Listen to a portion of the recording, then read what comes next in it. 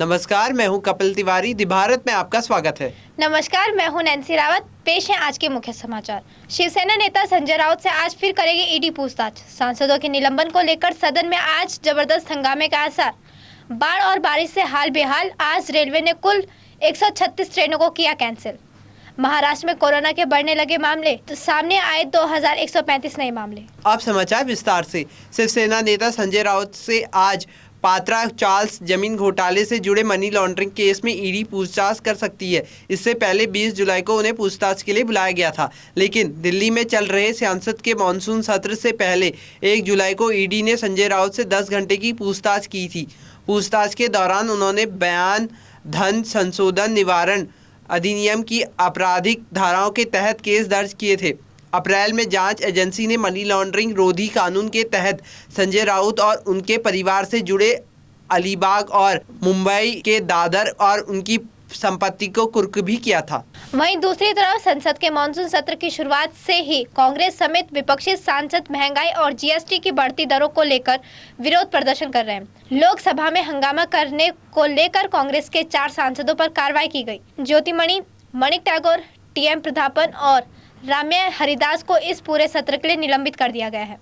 वहीं मंगलवार 26 जुलाई को राज्यसभा में 19 सांसदों को निलंबित कर दिया गया, जिसके बाद सांसदों को निलंबन को लेकर सदन में आज जबरदस्त हंगामे के आसार हैं। आज राज्यसभा में विपक्ष के सांसद पहले से भी ज्यादा विरोध करने की कोशिश करेंगे। राज्यसभा के 19 सांसदों के निलंबन के बाद आज राज्यसभा में विपक्ष के जोरदार हंगामे के आसार हैं। बता दें कि निलंबित सांसदों के साथ अन्य विपक्षी सांसदों ने भी सरकार के निलंबन की कार्रवाई के विरोध में प्रदर्शन करने का ऐलान किया है। विपक्षी सांसदों ने कहा कि वे सरकार की इस कार्रवाई को आगे नहीं झुकने देंगे। वहीं दूसरी तरफ बात करेंगे देश में बढ़ते बाढ़ के हालात की। आज रेलवे ने कुल 136 ट्रेनों को रद्द करने का फैसला लिया है। इसी के साथ ही कुल 40 ट्रेनों की संख्या में रूट में बदलाव किया जाएगा और कुल 8 ट्रेनों को आज दिन के लिए भारतीय रेलवे द्वारा रिशेड्यूल किया गया है। आज भारी बारिश और बाढ़ के कारण देश के कई इलाकों में जनजीवन अस्त व्यस्त हो रहा है। ऐसे में इसका सीधा असर ट्रेन संचालन पर पड़ रहा है। गुजरात, महाराष्ट्र, राजस्थान, उत्तर प्रदेश, पंजाब जैसे राज्यों में भारी बारिश हो रही है। इस कारण कई ट्रेनों के रूट में भी बदलाव करना पड़ा है। इसके अलावा रेल की पटरियों की रखरखाव और मेजर ट्रैफिक ब्लॉक के कारण ट्रेनों के आसपास के आवागमन पर असर पड़ा है। वहीं दूसरी तरफ महाराष्ट्र में एक बार फिर से कोरोना वायरस संक्रमण का खतरा मंडराने लगा है। स्वास्थ्य विभाग की रिपोर्ट के अनुसार बताया गया है कि राज्य में मंगलवार के दिन बीते 24 घंटे में कोरोना के 2135 नए मामले सामने आए हैं। इसके साथ ही महाराष्ट्र में 12 लोगों की मौत हो गई है। महाराष्ट्र में स्वास्थ्य विभाग की रिपोर्ट के अनुसार कोरोना संक्रमित एक्टिव केसों की संख्या 14,000 के पार पहुंच गई। आंकड़ों के मुताबिक मंगलवार को महाराष्ट्र में 2,000 से ऊपर कोरोना संक्रमित इलाज और आइसोलेशन के बाद इससे उबर चुके लोग घर जा चुके हैं। इसके बाद राज्य में कोरोना संक्रमण के ठीक मरीजों की कुल संख्या बढ़कर 78 लाख के पार पहुँच गई है और ठीक होने की दर 97.98% हो गई है। खबरों का सिलसिला आगे बढ़ाते हुए नजर डालते हैं अंतर्राष्ट्रीय घटनाक्रमों पर। रूस 2024 के बाद अंतर्राष्ट्रीय स्टेशन परियोजना से हट जाएगा और अपना खुद का स्टेशन बनाने पर ध्यान केंद्रित करेगा। यूक्रेन में मॉस्को के सैन्य हस्तक्षेप और रूस के खिलाफ प्रतिबंधों को लेकर तनाव पैदा हुआ है। बता दें कि अंतर्राष्ट्रीय अंतरिक्ष स्टेशन पर जो 1994 से ऑर्बिट में है, तब से लेकर रूस और संयुक्त राज्य अमेरिका ने कंधे से कंधा मिलाकर काम किया था। यूरी ने राष्ट्रपति पुतिन को बताया कि बेशक हम अपने भागीदारों के लिए अपने सभी दायित्वों को पूरा करेंगे, लेकिन 2024 के बाद इस स्टेशन को छोड़ने का निर्णय ले लिया गया है। अब वक्त है एक छोटे से ब्रेक का। ITM हमारा, इसमें बहती ज्ञान की गंगा है, इसमें रहती प्रेम की यमुना है, सिद्धांतों का उच्च हिमालय है, भक्ति सिखाता एक तिरंगा है, गुरुकुल जैसा प्यारा ये ITM हमारा, सच्चे सपनों सा प्यारा ये ITM हमारा, ITM हमारा, ये इंस्टीट्यूट हमारा, सच्चे सपनों सा प्यारा ये ITM हमारा, ITM हमारा, ये इंस्टीट्यूट हमारा, सच्चे सपनों सा प्यारा ये ITM हमारा।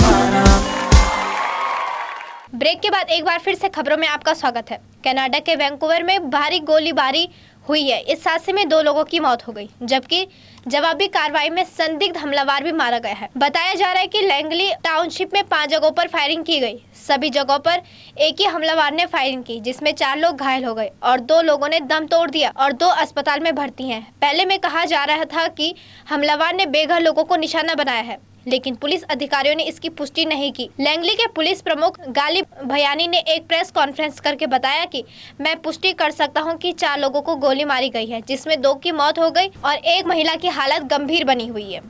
खबरों का सिलसिला आगे बढ़ाते हुए नजर डालते हैं उत्तराखंड की कुछ प्रमुख खबरों की। एक और जहां केंद्र सरकार की तरफ से नई एसओपी उत्तराखंड के लिए जारी की गई है। कोरोना के हिमालयी राज्य में फिर से इन्फेक्शन के बढ़ते कदम रोकने हेतु वहीं धरातल पर नजर डाल जब जमीनी जायजा लिया तो नवभारत ने पाया कि उत्तराखंड की राजधानी देहरादून के प्रमुख अस्पताल पंडित दीनदयाल उपाध्याय चिकित्सालय में किसी भी प्रकार की कोई भी सावधानी नहीं बरती जा रही है। ना तो आपस में तय दूरी के मापदंड को अपनाया जा रहा है और ना ही प्रवेश पर कोई टेम्परेचर चेक हो रहा है और सैनिटाइजर का तो दूर दूर तक कुछ पता ही नहीं है। परिणाम स्वरूप कोरोना अपने पांव देहरादून में पसारता जा रहा है, जबकि हॉस्पिटल में तैनात डॉक्टर NS बिष्ट साफ तौर पर एहतियात बरतने पर जोर दे रहे हैं, पर साथ में डॉक्टर साहब यह ठाठस भी बांध रहे हैं कि सब कुछ फिलहाल ठीक ठाक है और अस्पताल में पर्याप्त ऑक्सीजन सिलेंडर, वेंटिलेशन और